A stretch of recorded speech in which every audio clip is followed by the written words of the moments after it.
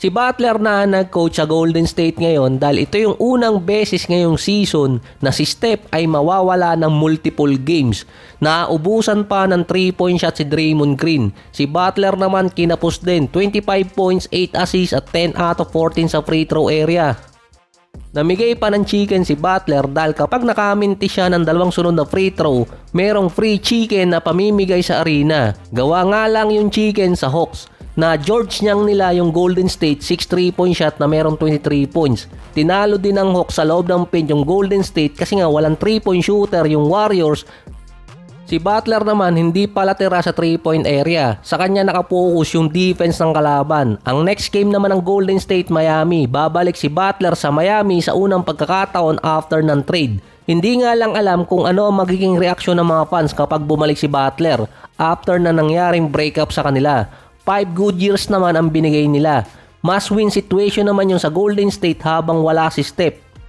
Nakalasot naman si Steph sa malalang injury na walang structural damage. Ito yung na-injured na sa kanya dati pa 2021 season. Laging merong last push si Steph kaso nga lang merong catch dun.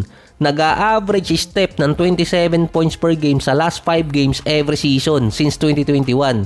Ang catch dun, lagi siyang mai-injured kada taon na yon at mawawala siya ng matagal. Kapag bumalik, dun nagkakaroon ng strong push si Steph.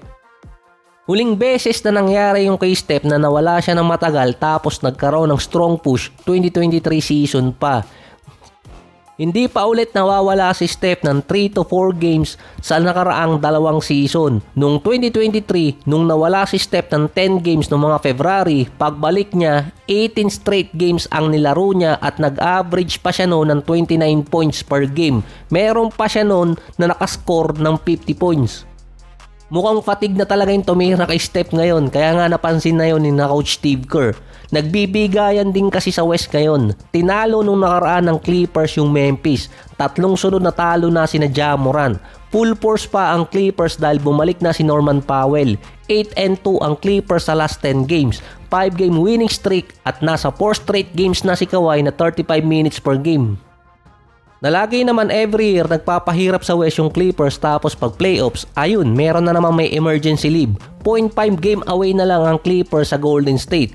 Pwedeng makuha ng Clippers yung number 6 position kapag tumabla sila dito sa Warriors at kapag nakuha nila yung panalo either OKC or Knicks. Ang Warriors naman, makakalaban nila ang Miami, Pelicans at San Antonio. Malapit na kasing tumabla yung tatlong teams, yung Clippers, Warriors at Minnesota. Pero dahil sa nangyari dito sa Memphis, so far, ang Warriors ay 1.5 game behind versus Memphis na may last game pa sila. Kapag nakuha ng Golden State yung panalo doon, secure nila yung tiebreaker. Kapag Memphis ang nanalo, nasa kanila. Ang Clippers naman, 2.5 games behind sa Memphis. Nasa Clippers pa ang tiebreaker. Tanging Minnesota lang yung walang tiebreaker kontra Memphis. 4 na straight na games na din na hindi naglalaro si Morant na sa buwan pa ng March, 6 na games pa lang nakakapaglaro siya. 4-2 ang record niya nun. Kapag wala si Morant, 1-3. Questionable pa ang status ni Morant sa mga susunod na games dahil sa hamstring injury. Hindi pa alam or wala pang clear timetable kung kailan siya babalik.